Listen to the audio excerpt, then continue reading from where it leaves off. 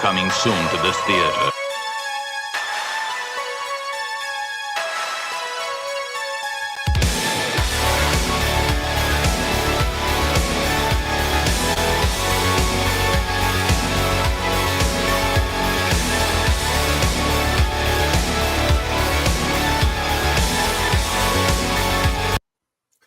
What up, everybody? Welcome back for another edition of CG Horror Movie Club. The club where, we watch horror movies. Surprise!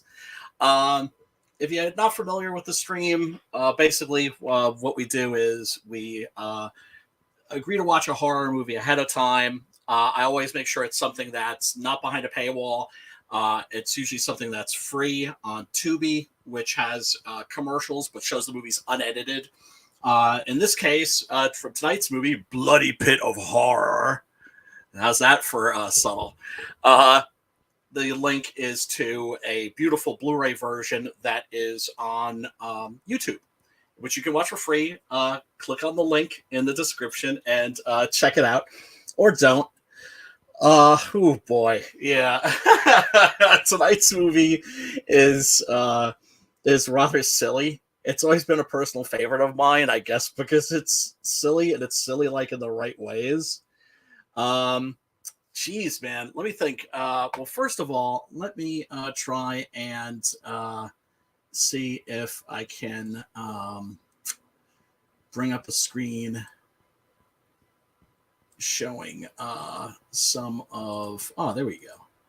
Yeah, you all are gonna have to be patient with me tonight because I am using StreamYards instead of my usual Firefox, since Firefox is all buggy and shit and has a lot of problems. But yeah, even before that, let me get into the week in horror. If I can bring this up. Yeah, in case you didn't know, the character Winnie the Pooh recently went into public domain. And some sick bastards have decided to do a Winnie the Pooh slasher splatter movie. And this is being reported on Dread Central. Let me see if I can bring that up too. Let's see. Move that over there.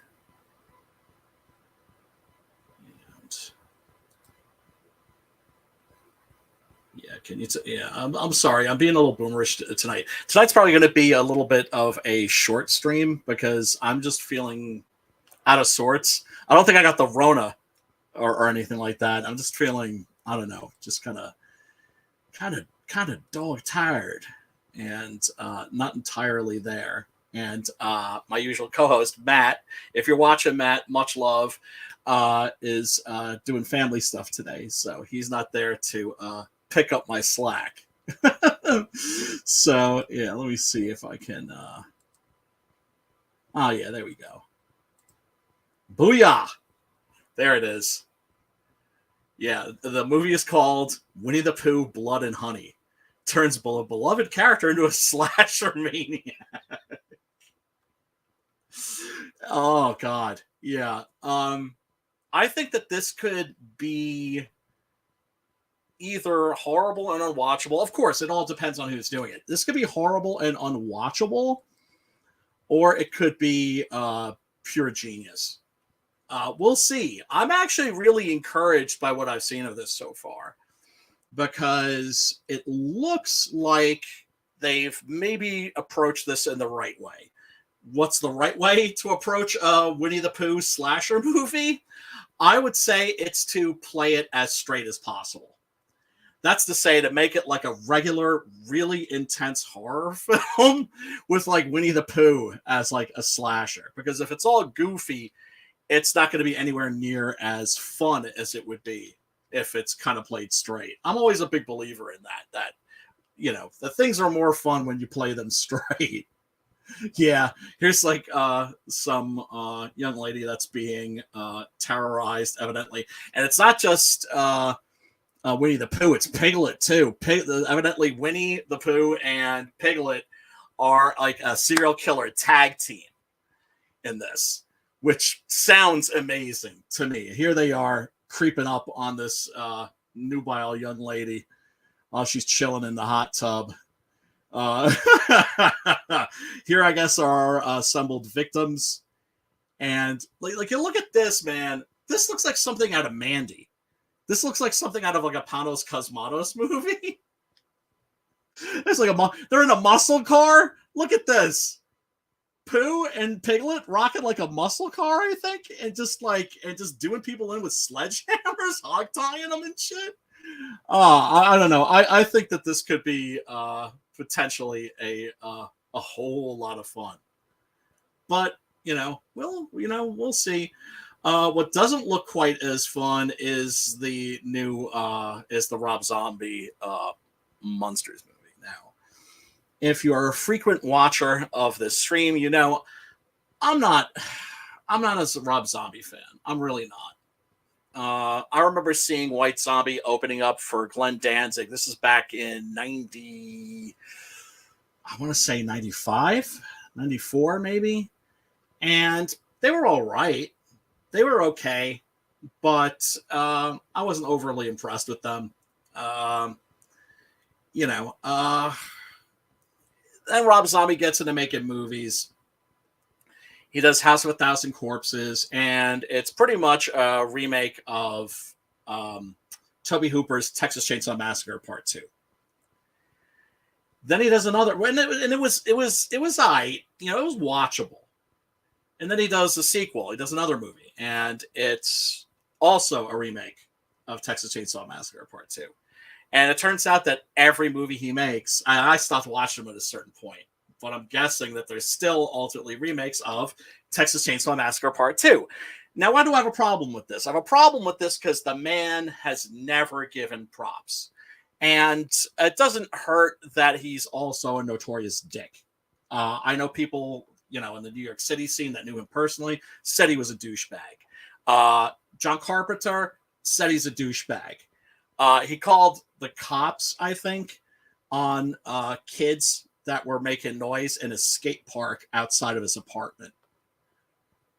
Now, that's a dick move right there, right? If the sound of children playing drives you up the wall, I'm sorry, you're an asshole.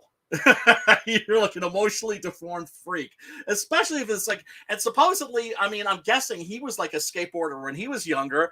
The G move would have been to go down there and, show the kids some moves and be like, here, let me show you how to do a half pipe. I was never a skateboarder. My sense of balance was for shit when I was a kid. It got much better once I started fooling around in martial arts, but this was long after my potential skateboarding days were over. So he's bringing back Zombo. In case you didn't know or you don't remember, Zombo was like a kiddie horror show host that appeared in The Monsters. And the Monsters loved Zombo because they thought Zombo was a real monster. And that he was represented for them. And then they get to meet Zombo and they're just like, oh, he's just a fraud. He's just a fake. He's not a real monster. But yeah, it's just, look, I just kind of, I understand now the people who feel like their childhoods are being defiled. At the same time, really, it's like the original shows are always going to be there. This is why I'm a big believer in physical media, because right now it's like all of my millennial friends, when they see my collection of DVDs and CDs and Blu-rays and books, lots and lots of books and comics and all that stuff, they're baffled by it because they came up in the era of streaming video and Comixology and Amazon Kindle and all that stuff. And they don't understand that all of that stuff could, I don't know, vanish in a friggin' minute if they decide to make it vanish, which they very likely will. I mean, we already know that they're going back and they're deleting episodes of Seinfeld and other TV shows because of problematic content. They're going back and they're cutting new product placements into movies to replace the old product placements in movies, right? So it's like, hey, if you want to like upload all your shit to the cloud and then one day, boom, gee, the cloud just goes down, all your stuff is gone. Don't come crying to me, okay? Your bitch ass is out of luck. So yeah, physical media for the for the win. But at the same time, it just drives me, I don't know. It's just like, really, it's like, do you have to fuck? Do you have to fuck with the monsters, for crying out loud? Yeah, there he is. There's Zombo. Yeah, there's Herman and Eddie sitting down. Oh yeah, and then there was this Crumble Creature, which was a cereal that, man, when I saw this as a kid, I was like, oh my god, I wish this was real. Yeah, they're like little mummies and werewolves and shit like that, and you just break them apart and drop them in the bowl and pour some milk over them, and you're good, and you're good to go. Anyway, fuck Rob Zombie. Fuck his here's Herman. Fuck Rob Zombie. Fuck the Monsters remake. I'm guessing it's a movie rather than like a TV series. I really could care less. Yeah, I'm not there for this. I'm sure Mr. Zombie is crying a river, of course, over the fact that I'm not going to be seeing this new movie. And he has to put his bitch wife in everything. God damn. It's like, dude, we understand that you understand that the moment that you can't put that bitch in a new movie, she's dropping your ass like a hot potato. We understand that, right? She's your trophy. Your trophy wife. But god damn, man, have some self-respect. Yeah, fuck this. I'm not down for this. But whatever, other people want to check it out. That's fine. I mean, I won't judge you. No, actually, that's a lie. I will judge you, but but behind your back, and I'll talk shit about you, and you can tell me to go straight to fuck off any land. Okay, so anyway, let me begin, and let me also share this. Okay, so tonight's film is Bloody Pit of Horror. Okay, Bloody Pit of Horror. What the dealio with Bloody Pit of Horror, I hear you asking. Bloody Pit of Horror was a movie made in 1965 by a director I'm really not that familiar with, who really did a rather good job with a really, really trashy movie. Massimo Pupillo, or Pupillo, I want to say.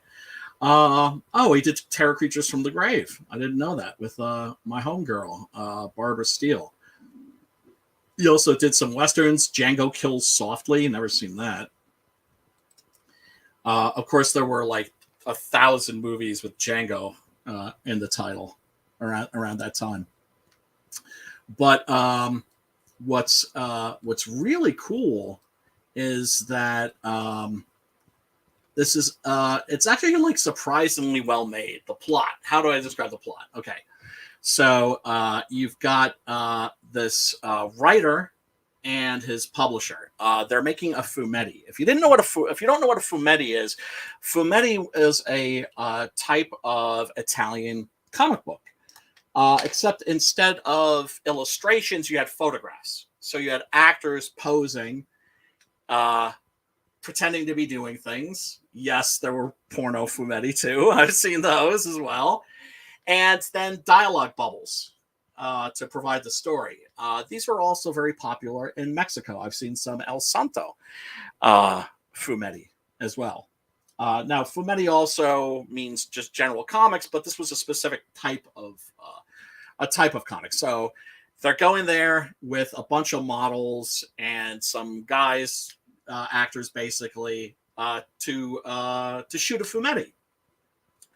And they come across this eerie castle, and living in the eerie castle is a guy named Travis Anderson, played by Mickey Hargitay. Oh boy, I'm going to say a lot about Mickey Hargitay. Well, it turns out that he's a retired actor. He's gone there to live in seclusion, but the place has a history, and the history is that it used to be the home of the Crimson Executioner, who we're going to be talking a lot about, because I'm kind of obsessed. Okay, I'm going to keep it real. I'm a little obsessed with this movie, all right? I'm a little obsessed with it because I just think it's friggin' hilarious. You can also find a Riff Tracks version of this that is... I mean, look, I'm a purist, right? I'm kind of like, watch the real shit before you watch it with the Riff Tracks or the MST3K commentary. But the film opens with a scroll being opened, and it says, "My vengeance needs blood. The Marquis de Sade." I don't believe the Marquis de Sade ever said that, right? And let me actually bring up one of the posters here, because I think one of the posters, yes, based on the writing of the Marquis de Sade. Bullshit. Complete bullshit. The Marquis de Sade was also not like this real fiend. He was more of a wanker than anything else. I personally find his writing very boring. You look at like the 120 Days of Sodom. It's just like this catalog of atrocities. I think his shit's boring, but it was shocking. It was shocking enough to get him thrown into a lunatic asylum in his own lifetime. So the film opens with the Crimson Executioner, this notorious kind of inquisitor being led to his execution and placed in one of his own implements of torture and death, which is like a coffin with swords on the interior. And I love the detail here, the old looking blood, right? You know, like blood, like when it ages, it gets kind of like a rusty color, and they actually got that right here. So points for that. So they throw his ass in there and they close the door, and you can see the blood seeping out. And the credits begin. Mickey Hargitay as a Crimson Executioner in Bloody Pit of Horror. Whew. Mickey Hargitay, man, I gotta say, he makes this movie. Oh yeah, check this out too. I thought this was very amusing. Filmed in Psychovision. What is Psychovision, you ask? Psychovision doesn't exist. It's bullshit. It's bullshit, right? But a definite E for effort, right? So they come across this castle somewhere in Italy, presumably. Somewhere in Europe. I don't even know if they even specify where this takes place. And they did actually shoot this in a real castle. A lot of castles in Italy, a lot of castles in France, because Italy and France weren't bombed a lot during World War II. Whereas Germany, of course, most of its beautiful buildings were like flattened by carpet bombing. In countries like Italy and Spain, you could still find places like this that were relatively intact. So yeah, the writer and the publisher and the cast, the photographers and the cast find that the castle is not uninhabited after all. And this fool goes down into the catacombs and is spooked by a bat that you can see on the end of a string on the left side of the frame. And so he backs up and crashes into these pole axes, and one of them falls down and me see if I can catch that. Boom! Breaks the seal, the lock on the Crimson Executioner's casket. And then the shadow of the Crimson Executioner appears. And here they are. This gives you an idea of what a Fumetti looked like. Here they're taking photographs of a young lady that's been done in, it's a horror Fumetti that they're making, obviously. So this fool's making out with one of the models, and who shows up? It's the Crimson Executioner, played by Mickey Hargitay, with his perfect body. I'm going to get into that stuff. His rants in this, his monologues are fucking classic. So damn funny. Now, who is Mickey Hargitay? Mickey Hargitay was a bodybuilder and an actor. He was in, I think, a couple of peplums, these Italian sword and sandal movies, like Hercules and gladiator movies that they were making around that time. He was also notable for being Mr. Jane Mansfield. Jane Mansfield, of course, actress, pinup model, who's very famous, was very famous for a number of reasons, but ultimately probably best remembered for being associated with Anton LaVey and the Church of Satan. She was also killed in a car crash in which she was decapitated. And so that created like a big sensation. Was this like, a curse because of the satanic cult or whatever? I'm sure it was just a car accident, but that created a bunch of notoriety for her post-mortem and also for her husband. Now, if you watch the Law and Order shows, like SVU, I can't stand that shit. I find it boring, but I had a girlfriend that used to watch that shit all the time. And if you watch those shows, you'll be familiar with an actress named Mariska Hargitay. Mariska Hargitay is the Crimson Executioner's daughter, which blows my mind. So she's the daughter of Mickey Hargitay and the aforementioned Jane Mansfield. And he actually appeared on an episode of Law and Order SUV, as I like to call it, towards the end of his life, and availed himself nicely. It didn't chew up the scenery like he does in this. Oh man, does he chew up the scenery? But that's what makes this movie. That's what makes this movie is clearly the actor that's moved into the place. He's learned of the legend of the Crimson Executioner, and he's cuckoo for Cocoa Puffs. So he comes across these two making out, and he just fucking breaks this motherfucker right here. Gets him like in like a full Nelson and just snap. See ya! And here he is posing in this very happening robe. And here we see him peeping on these chicks changing in the room next door. Now, what I love about this little peeping setup is that it has like an entire section, like an impression in it or a depression in it, where you could just put your whole face up against it. I guess while you're like rubbing one out,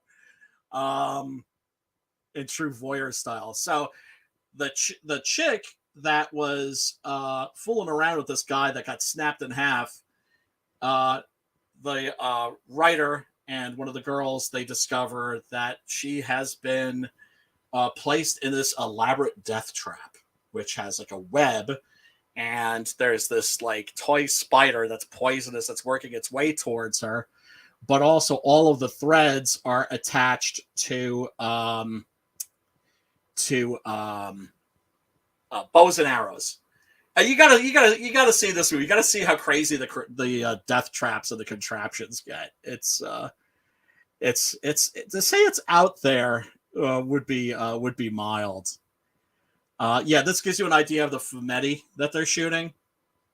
there's like these little segments where you see him taking the pictures, and then you see the photographs, splashed up on the screen. You get an idea of what it is that they're doing. That's just a picture of a vaulted ceiling that I thought looked cool, right? Gives you an idea of how beautiful this place is.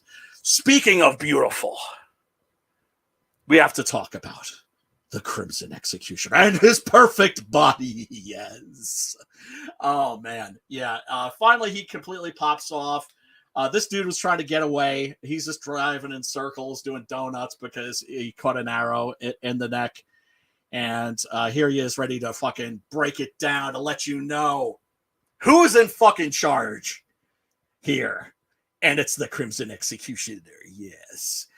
With his perfect body. Right? So he's like sequestered himself so that the corruption of the world can't contaminate his perfect body and his purity. And he is now the avatar of the Crimson Executioner's vengeance. And I love this. This is great, right? He goes up to the mirror and like there's a cup there and he takes out the cup. I'm like, well, what's in there? Is he going to be drinking this? What's in there? Oil. Because what's he got to do? What's Crimson Executioner got to do before he goes out fucking people up and showing off his perfect physique? He's got to oil up, of course. Right? Now, there's nobody to get his back. Right? But he does oil up his arms and his pecs and his abs and everything. So you can just like appreciate how fucking yoked he is. And mind you, if he doesn't seem that yoked to you, that's because this is also pre-steroids. Right? This is like when you had like natural bodybuilding. And dudes didn't get like, like giant, like 30-inch arms and that kind of a thing. So yeah, he's got the Crimson Executioner costume ready to go. And he puts on the mask. Yeah. Yeah, he's just laying down the law. He gets these people into the torture chamber. And yeah, it's my favorite part. The Crimson Executioner will torture you. Will torture you. Yes. It's great. He's got the medallion and everything, but he's got to show off the physique. He's not going to put on the whole outfit because then you wouldn't be able to appreciate his physique while he's like fucking with you and torturing you and pouring like molten metal on your back. Oh God, yeah. So then the hero shows up, saves the day, and he embraces like this torture implement, which is a doll that has spikes coming out of it that are all poisoned. So ultimately, his perfect body is ruined and consigned to rot and decay. And all because those people had to come there and fuck things up for him. So, yeah. Bloody Pit of Horror. Let me take a couple of looks at the posters for this too, because yeah, there's the DVD cover. I love this one right here. It's like a double feature poster with Bloody Pit of Horror and Terror Creatures from the Grave.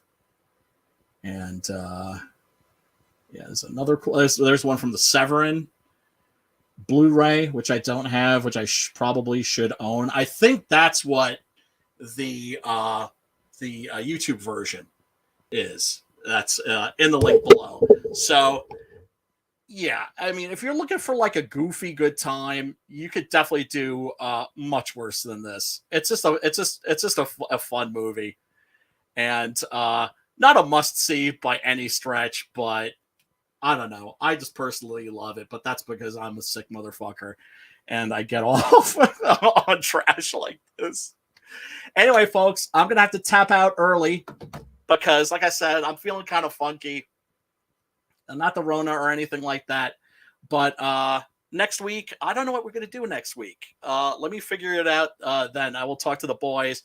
I'm sure Matt will be back then. And I'll pick something that he hasn't seen that is, I don't know, has more value than Bloody Pit of Horror. Slipstick, I see you in the chat. What up, brother? Everybody in the chat, everybody tuning in, smash that like button, smash the subscribe button and the little bell. And I will see you soon. Peace.